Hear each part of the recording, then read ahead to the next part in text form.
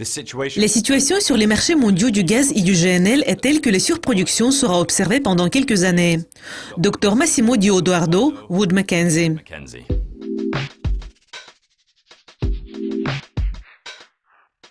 Le temps froid en Europe a provoqué la hausse des prix du gaz naturel à la fin de l'année dernière. Pensez-vous que cette hausse des prix se poursuive? Évidemment, au premier trimestre, les prix vont rester élevés. Mais nous prévoyons que la hausse des prix va être de courte durée et que l'été prochain, les prix du gaz vont rester au niveau des prix de l'été précédent, malgré la hausse des prix du pétrole. Cela est lié non seulement à un affaiblissement considérable de la demande saisonnière en Europe provoqué par les conditions météorologiques normales, mais il y a également deux autres facteurs qui, à mon avis, pourraient entraîner une baisse des prix. Tout d'abord, la hausse que nous avons vue cet hiver a été partiellement soutenue par la hausse des prix du charbon au moment où la capacité nucléaire de la France a baissé.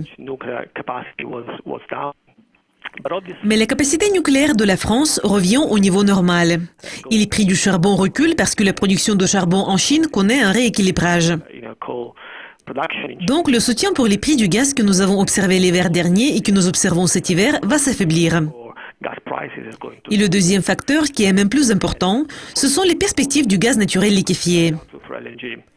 Actuellement, les importations de GNL restent très faibles. En 2016, les importations de GNL au nord-ouest de l'Europe sont passées de 16 millions de tonnes à 13 millions de tonnes. Mais les perspectives pour 2017 vont être tout à fait différentes.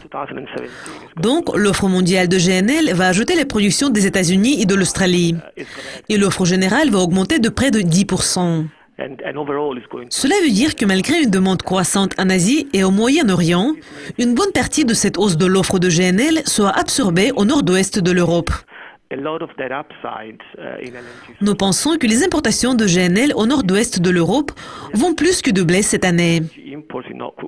Et cela va mettre beaucoup de pression sur les prix du gaz en Europe.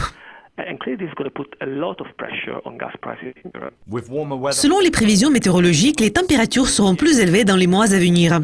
Pensez-vous qu'il y ait un avantage dans les investissements dans le gaz naturel à long terme? Évidemment, les situations sur les marchés mondiaux du gaz et du GNL est telle que la surproduction sera observée pendant quelques années. Il y a environ 100 millions de tonnes de GNL qui vont atteindre le marché au cours de ces 5 prochaines années. Et cela veut dire que l'offre mondiale de GNL va ajouter plus de 35% de la capacité actuelle. Cependant, il y a certaines possibilités, surtout pour les petits projets de niche de faible coût. Nous avons vu que certains acteurs qui disposent des portefeuilles de GNL ont été très actifs récemment. BP s'est installé en Mauritanie avec des projets de développer le domaine du GNL flottant. Et Total va investir dans des développeurs américains du GNL. D'autre part, les entreprises ont repris un investissement à grande échelle et elles voudraient voir une hausse des prix et un renforcement des fondamentaux avant de prendre des décisions finales d'investissement sur ces projets de GNL. Le président élu Donald Trump est considéré être un facteur positif pour les marchés de l'énergie.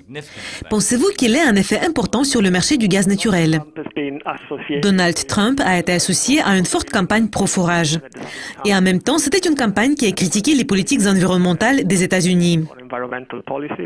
Mais nous pensons qu'en général, l'effet de Donald Trump devrait être limité. Tout d'abord, la réglementation du forage n'a pas vraiment été un problème pour la production de gaz aux États-Unis.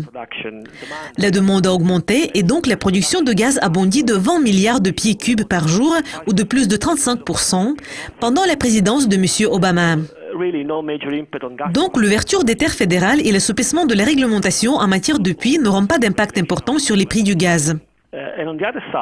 D'autre part, s'il s'agit des politiques environnementales, le projet de la production d'énergie propre qui devra réduire la concentration du CO2 à plus long terme aura évidemment un impact négatif sur la demande de gaz aux États-Unis et probablement sur la production de gaz et les prix du gaz.